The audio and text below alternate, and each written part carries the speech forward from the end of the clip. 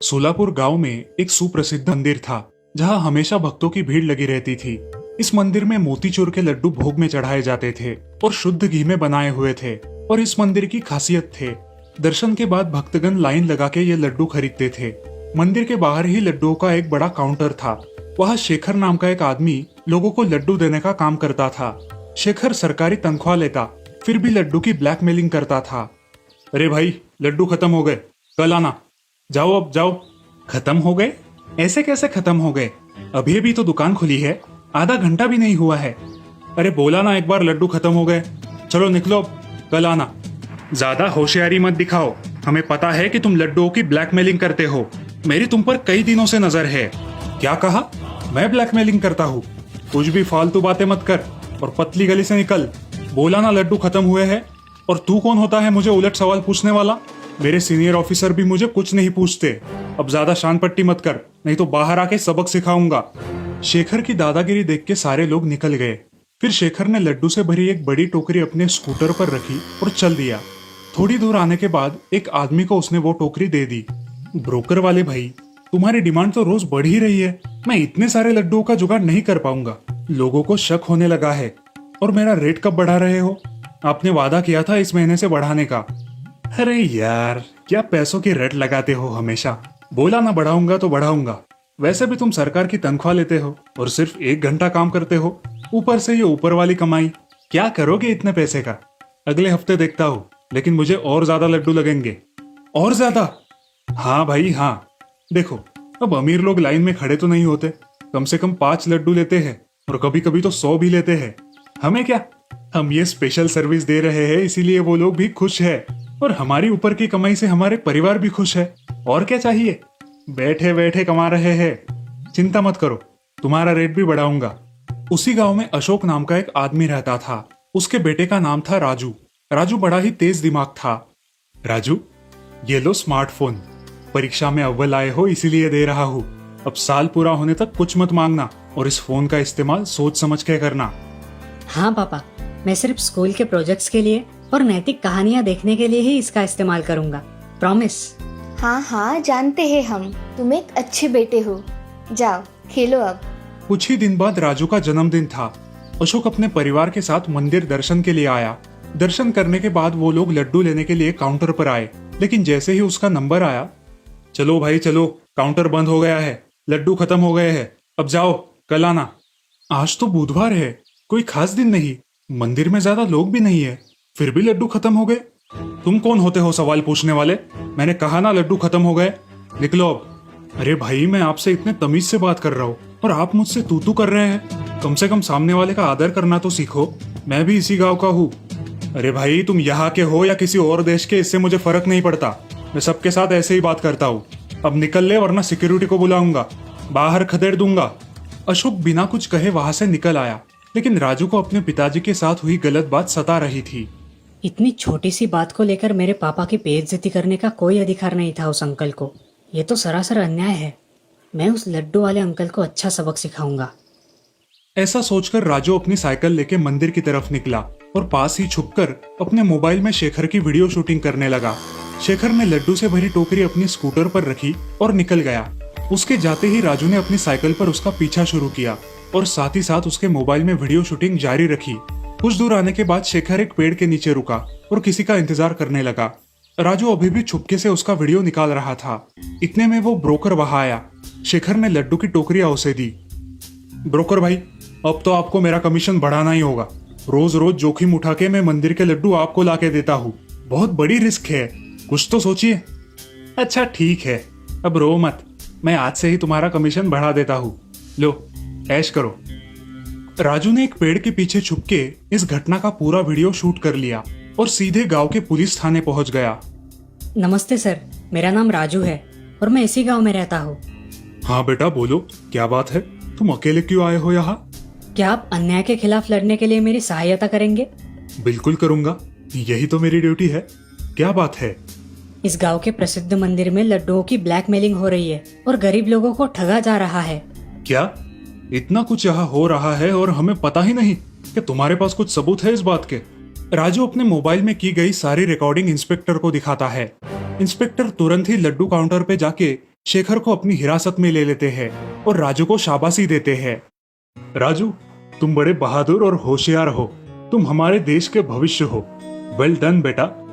तो देखा दोस्तों, कैसे राजू ने उसके मोबाइल का सही इस्तेमाल करके बरसों से चल रही लड्डू की ब्लैकमेलिंग को रोका और असली गुनहगारों को सजा दिलवाई। अगर हम भी राजू जैसे चौकन्ने रहे और अपने उपकरणों का होशियारी से इस्तेमाल करें तो आसपास होने वाली कई सारी गलत घटनाओं को रोक सकते हैं। जमशेदपुर नाम के राज्य में राम नाम का आदमी अपने परिवार के साथ रहता था। उसकी दूसरी पत्नी रजनी और पहली पत्नी की बेटी राधा और रजनी की बेटी दिशा घर में रहा करती थी। राम कड़ी मेहनत किया करता था। पत्नी रजनी उसकी बेटी दिशा का अच्छा लालन पोषण किया करती थी, लेकिन राधा का हमेशा तिरस्कार करती थी क्योंकि वो सौतेली लड़की थी। ये बात राम की नजर में आती, मगर वो कुछ बोलता तो दोनों के बीच हमेशा झगड़ा हो जाता और ये बात राधा को बिल्कुल पसंद नहीं थी। वो अपने पिता को हमेशा समझाती और उन्हें चुप रहने कहती। आप मेरे साथ हो ना, फिर माँ से क्यों झगड़ा करते हो? अरे वो तुमसे सौतेला व्यवहार करती है, उसे अकल नहीं है कि तुम कितनी अच्छी हो। आप माँ से लड़ते हो, ये मुझे अच्छा नहीं लगता। अच्छा, नहीं लड़ूंगा, ठीक है। कुछ दिनों बाद राम जंगल में लकड़ियां तोड़ने जाता है। बारिश का मौसम होता है। जंगल जाने के बाद जोर की बारिश होने लगती है, बिजलियां कड़कने लगती है और दुर्भाग्य से एक कड़कती बिजली राम के ऊपर गिरकर राम की मौत हो जाती है।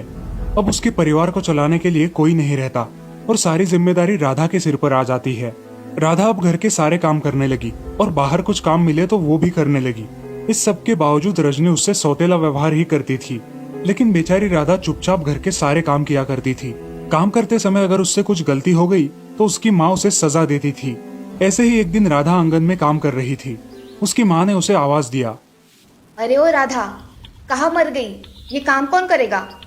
आई माँ। अरे जल्दी आ, क्या कर रही है? हाँ माँ, बोलो क्या काम है? ये यहाँ पड़े कपड़े ऐसे ही पड़े रहने देने वाली है क्या? तुझे कपड़े नहीं धोने हैं क्या? जी माँ, वो रह गया, अभी करती हूँ। राधा अब कपड़े धोने बैठती है और कपड़े धोते धोते बहुत रोने लगती है। कपड़े धोने के बाद वो घर में चली जाती है। घर में जाते ही रजनी उसे बहुत भला बुरा कहती है। इतनी देर काम कर रही हो जैसे तुम्हारी माँ तुम्हें बहुत काम देती है। अब जल्दी जल्दी खाना बनाओ, मुझे बहुत जोरों की भूख लगी है। हाँ माँ, बहुत भूख लगी है, जल्दी खाना बनाओ। अब दिशा और रजनी एक जगह बैठकर गप्पे मारने लगते हैं और कुछ काम नहीं करते। ये सब देखकर राधा को बहुत बुरा लगता है, लेकिन वो अपना काम चुपचाप करने लगती है। ऐसे ही एक दिन राधा आंगन में कुछ लकड़ियां काट रही थी और तभी उसके हाथ में चोट लग गई। वो जोर जोर से रोने लगी। उसकी आवाज सुनकर उसकी माँ और उसकी बहन वहाँ आई। क्या हुआ, क्यों चिल्ला रही हो? उसके हाथ में खून देख दिशा बोलती है। दीदी को कुछ लगा है? अरे कुछ नहीं हुआ है, काम करने में उतनी ही छूट मिल जाती है, इसीलिए ये नाटक कर रही है। और ऐसा कहकर रजनी वहाँ से चली जाती है, लेकिन दिशा उसे हल्दी लगाती है। धन्यवाद दिशा। अब दिशा वहाँ से चली जाती है और राधा अपने माँ की याद निकालकर रोने लगती है। अगले दिन राधा फिर से काम करने लगती है। उसके हाथ में बहुत दर्द होता है, फिर भी वो काम करती ही रहती है। वो कुएं में से पानी निकालने जाती है और गलती से उसके हाथ से बाल्टी पानी में गिर जाती है। जोर से आवाज होती है। वो आवाज सुनकर रजनी बाहर आती है। क्या हुआ कलमुही, अब क्या नुकसान किया तूने? मेरा तो तू नुकसान ही कर रही है। कुछ नहीं माँ, हाथ से बाल्टी गिर गई। और कर नुकसान, जा चल बाल्टी निकाल कर ला। मुझे तैरना नहीं आता माँ, मुझे डर लगता है पानी से, मैं नहीं जाऊंगी। तू मुझे क्या पागल समझी है क्या? राधा बहुत रोने लगती है, फिर भी उसकी माँ उसे बहुत भला बुरा कहती है और अगर बाल्टी नहीं मिली तो घर में ना आने के लिए बोलती है। अब राधा के सामने कुएं में कूदने के अलावा कोई उपाय नहीं बचता। वो भगवान का नाम लेती है और एक रस्सी की मदद से कुएं में उतरने लगती है। वो बहुत गहराई तक पानी में उतरती है, मगर उसे कोई बाल्टी नजर नहीं आती। वो और अंदर जाती है। अनजाने में वो एक सुंदर तालाब में आ जाती है। वो तालाब से बाहर निकलती है और उस तालाब के बाहर की दुनिया देखकर बहुत खुश हो जाती है। बाहर निकलने के बाद वहाँ के रास्ते पर उसे एक सेब का पेड़ दिखाई देता है जो रो रहा था। राधा उस पेड़ के पास जाती है और उससे बात करती है। हे सेब के पेड़, तुम क्यों रो रहे हो? क्या हुआ है तुम्हें?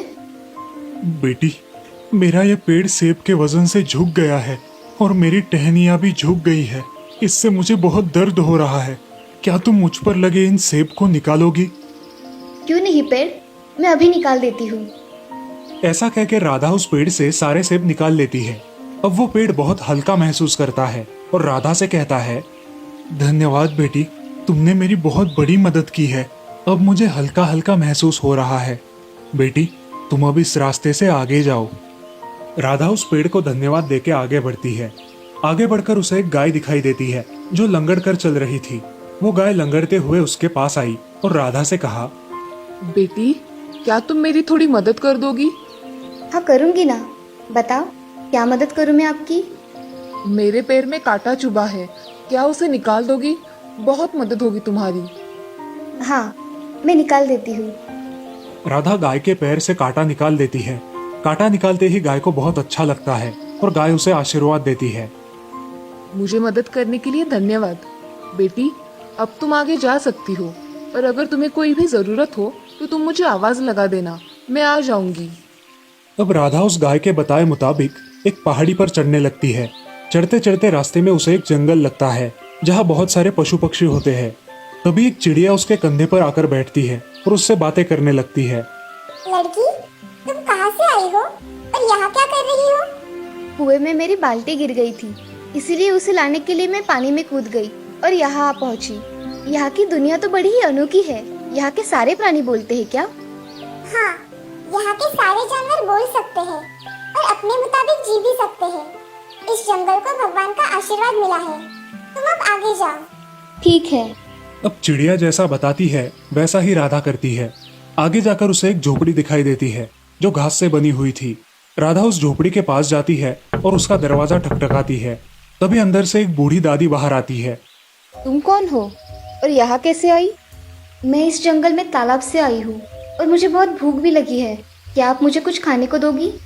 मैं तुम्हें खाना दूंगी, मगर उसके बदले में तुम्हें मेरा एक काम करना होगा। कौन सा काम करना होगा मुझे? तुम्हें घर की साफ सफाई करनी होगी और साथ ही साथ खाना भी बनाना होगा।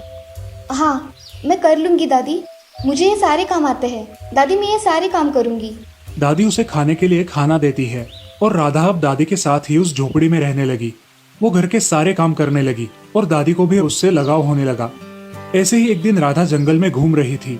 वहां उसे एक सुंदर राजकुमार दिखाई दिया और देखते ही उसे वो पसंद आ गया। अब राधा बस उस राजकुमार के ही सपने देखने लगी। क्या सोच रही हो बेटी? तुम कुछ खोई खोई सी हो। दादी, आज मैंने जंगल में एक राजकुमार को देखा जो बहुत ही खूबसूरत है।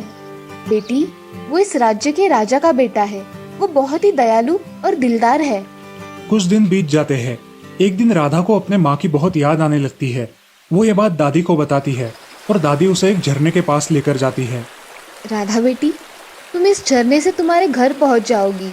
ये लो तुम्हारी बाल्टी, ये तो सोने से भरी हुई है। राधा झरने के नीचे खड़ी रहती है और उसके बदन पर सोने के आभूषण आ जाते हैं। दादी ये किसके लिए है? ये सब तुम्हारे लिए है। अब ये झरना तुम्हें तुम्हारे घर तक ले जाएगा। ऐसा कहते ही राधा वहाँ से गायब हो गई और अपने माँ के घर लौट आई। माँ देखो, ये तो राधा है ना? इसके बदन पर कितने आभूषण हैं, देखो, सब सोने के लगते हैं। रजनी भी वहाँ आ जाती है और राधा से पूछताछ करती है। राधा सब सच बता देती है। अब उसकी माँ लालच में आकर अपनी बेटी दिशा से कहती है, बेटा दिशा, तू भी उस कुएं से उस जंगल में जा और जल्दी से सोना लेकर आ। जी माँ, अभी जाती हूँ। अब दिशा उस कुएं में कूद जाती है और तालाब से बाहर निकलती है। वो राधा ने बताए हुए रास्ते पर चलने लगती है। उसे भी रास्ते में वो सेब का पेड़ दिखाई देता है। बेटी, मेरे पेड़ के सेब निकाल दोगी? मुझे सोना चाहिए, मैं तुम्हारे पेड़ के सेब तोड़ने नहीं आई हूँ। ऐसा कह के दिशा उस पेड़ को वैसा ही छोड़ के आगे चली जाती है। अब आगे उसे रास्ते पर वो लंगड़ी गाय मिलती है। गाय उससे कहती है, बेटी, क्या तुम मेरी थोड़ी मदद कर दोगी? मैं यहाँ तुम्हारी मदद करने के लिए नहीं आई हूँ, मैं यहाँ सोना लेने आई हूँ। ऐसा कह के दिशा वहाँ से भी चली जाती है। आगे जाकर उसे वो घना जंगल लगता है और उसके कंधे पर वही चिड़िया आकर बैठती है। दिशा गुस्से से उस चिड़िया को पकड़कर फेंक देती है, जिसकी वजह से वो जख्मी हो जाती है। चिड़िया उससे कहती है, घमंडी लड़की, तूने मुझे जख्मी क्यों किया? मैं यहाँ तुम्हें जख्मी करने या तुमसे बात करने नहीं आई हूँ, मैं यहाँ सोना लेने आई हूँ। ऐसा कह के दिशा आगे चली जाती है। अब उसे पहाड़ी पर वो झोपड़ी दिखाई देती है। वो जल्दी जल्दी में उस झोपड़ी के पास जाती है और दादी को आवाज देती है, दादी, ओ दादी, कहाँ हो आप? अब दादी झोपड़ी से बाहर आती है और उसे देखकर बोलती है, कौन हो तुम बेटी? मैं राधा की बहन हूँ दादी, मैं यहाँ सोना लेने आई हूँ। अरे तुम राधा की बहन हो? आओ, अंदर आओ। नहीं दादी, मैं यहाँ रहने नहीं आई हूँ, मैं यहाँ सोना लेने आई हूँ। अरे राधा ने मेरे घर के सारे काम किए थे। मुझे वो सारे काम नहीं आते, मुझे सिर्फ सोना चाहिए। आप मुझे जल्दी से सोना दे दो, मुझे मेरे माँ के पास भी जाना है। तुम्हें बहुत जल्दी है जाने की। अच्छा तुम ऐसा करो, तुम मेरे साथ आओ और इस झरने के नीचे खड़ी रहो। दादी जैसे कहती है वैसा ही दिशा करती है और झरने के नीचे जाकर खड़ी हो जाती है। तभी झरने का पानी दिशा के शरीर पर पड़ने लगता है और दिशा का रंग पूरा काला हो जाता है। अब वो उसका रंग देखकर दादी से बोलती है, दादी, झरने के पानी से मेरा रंग काला क्यों हो गया? मुझे सोना चाहिए, ये काला रंग नहीं। जिसका मन जैसा, ये झरना उसको वैसा ही फल देता है। राधा का मन साफ था, इसलिए उसको सोना मिला, और तुम सिर्फ अपने ही बारे में सोचती रहती हो, इसलिए तुम्हें इस जादुई झरने ने काला रंग दिया है। अब ये हमेशा तुम्हारे साथ रहेगा। अब तुम चाहो तो इस झरने से घर जा सकती हो। अब दिशा रोते हुए अपने घर पहुंच जाती है और घर पहुंचते ही अपने माँ से कहती है, माँ देखो, उस दुनिया में कुछ नहीं मिलता। कौन हो तुम, और ये दिशा जैसी आवाज कहाँ से आ रही है? अरे माँ, मैं दिशा ही हूँ। मेरा रंग काला हो गया है उस दुनिया में जाके। ऐसा कैसे हो सकता है? ये कलमू ही राधा तो इतना सोना लेकर आई, और तुम ये काला रंग लेकर आई हो। अरे ओ राधा, कहाँ मर गई? जी माँ, आपने बुलाया? तूने मेरी दिशा को झूठ मूठ का बताया था ना? नहीं माँ, मैंने तो सही सही बताया था। ये ऐसा कैसे हुआ मुझे नहीं पता। अब रजनी उसकी बेटी के साथ ऐसा होने के बाद राधा से और बुरा व्यवहार करने लगी। वो अब दिन रात राधा से काम करवाने लगी। राधा का सारा सोना उसने अपने पास रख लिया और राधा को रोज परेशान करने लगी। ऐसे ही एक दिन राधा उस दुनिया के वो सुनहरे पल याद कर कर रो रही थी। उसे वो गाय, वो पंछी और दादी, इन सब की याद आ रही थी। राधा को उस राजकुमार की भी बहुत याद आ रही थी। अब राधा ने तय किया कि उसे उस दुनिया में वापस जाना है। राधा ने उस गाय को आवाज दी, हे जादुई गाय, क्या तुम सुन सकती हो? मुझे यहाँ से ले जाओ। अब वो जादुई गाय वहाँ आ जाती है और तभी क्या हुआ है बेटी, तुम ऐसे रो क्यों रही हो? क्या आप मुझे आपकी दुनिया में ले जा सकती हो, हमेशा के लिए? हाँ बेटी, ले जा सकती हूँ। चलो चलते हैं, तुम मेरी पीठ पर बैठो, हम वहाँ चले जाएंगे। राधा उस गाय की पीठ पर बैठकर उस जादुई दुनिया में वापस चली जाती है। अब गाय उसे उस जंगल में लेकर जाती है। वो जंगल एक बड़े नगर में परिवर्तित हो गया था। उसके बाद गाय उसे पहाड़ी पर लेकर जाती है जहाँ बूढ़ी दादी रहती थी। अब उस दादी की झोपड़ी की जगह एक बड़ा राजमहल था और वो दादी वहाँ की महारानी थी। दादी, ये सब ऐसा कैसे हो गया? राधा, ये एक बहुत बड़ा नगर है जहाँ हम सब रहते हैं। जब कोई अनजान आता है तो उसके लिए ये जंगल बन जाता है। क्या हुआ राधा, तुम ऐसे अचानक यहाँ कैसे आई? मेरी माँ मुझे बहुत परेशान करती है। मैं चाहती हूँ कि मैं हमेशा आप ही के पास रहूँ। मेरे बाबा जाने के बाद आप ही ने मुझे इतना प्यार किया है। आपसे मुझे बहुत प्यार मिला है, इसी वजह से मैं आपके पास रहना चाहती हूँ। ठीक है, तुम यहाँ हमेशा के लिए रह सकती हो राधा। तुम्हारा अच्छा स्वभाव हमें बहुत पसंद आया, इसीलिए मैं चाहती हूँ कि आप मेरे राजकुमार से शादी कर लो और हमेशा के लिए इस राज्य में राज करो। मगर मैं कैसे दादी? क्यों? तुम्हें पिछली बार राजकुमार पसंद आया था ना? वो राजकुमार मेरा पुत्र है। क्या तुम उससे शादी करना चाहोगी? हाँ। दादी अपने पुत्र को राधा से मिलाती है और उस राजकुमार को भी राधा देखते ही पसंद आ जाती है। अब उन दोनों की शादी धूमधाम से होती है और राधा उस नगर की महारानी बन जाती है और खुशी खुशी उस राज्य में अपना जीवन व्यतीत करती है। सुवर्णगढ़ राज्य के राजा कनकसेन बहुत ही होनहार थे।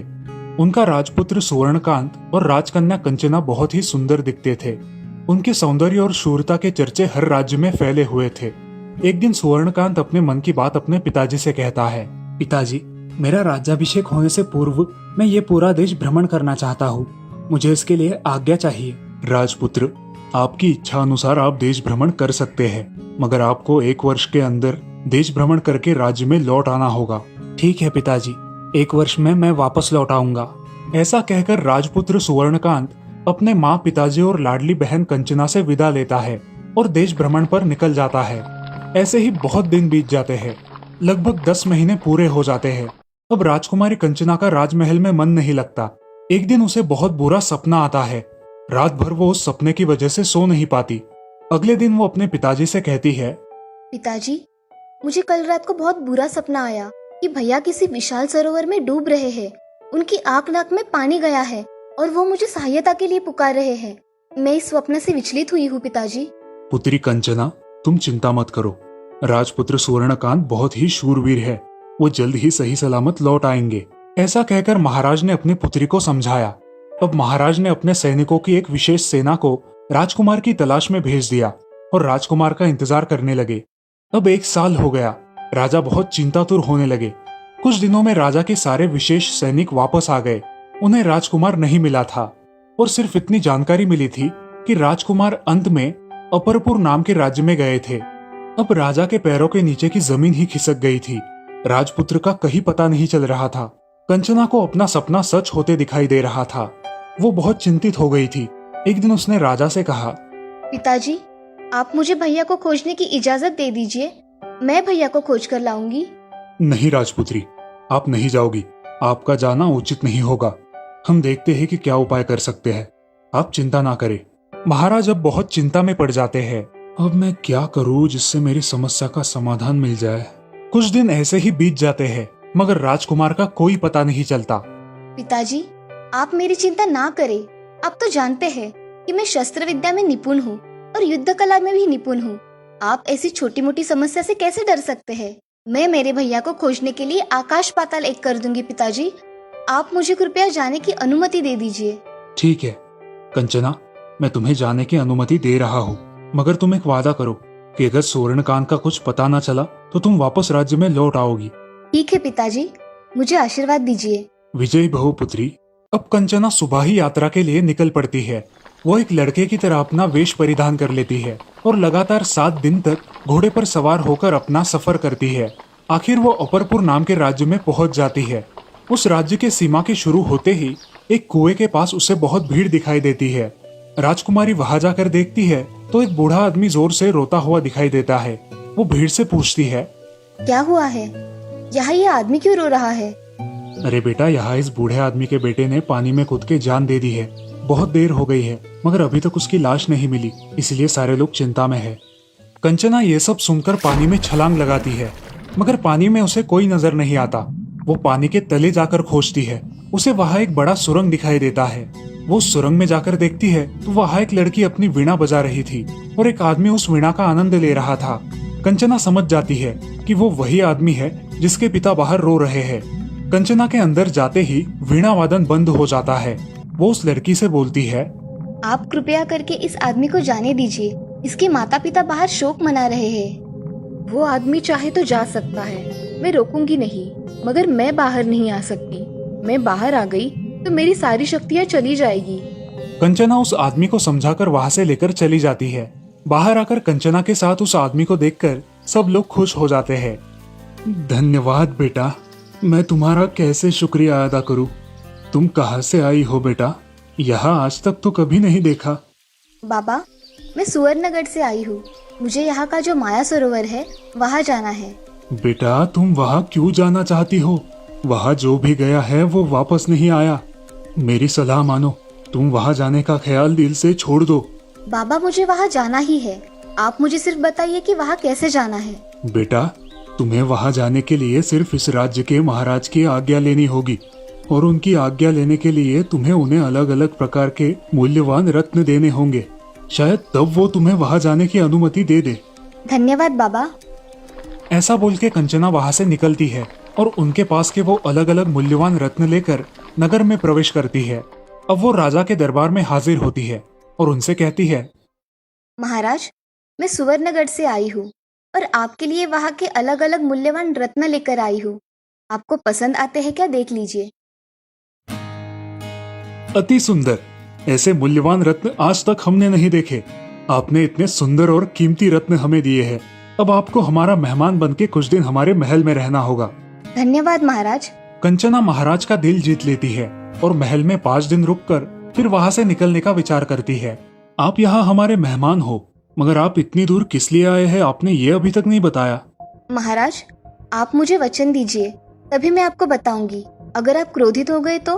वचन दिया आपको, आप जो भी मांगोगी आपको मिल जाएगा।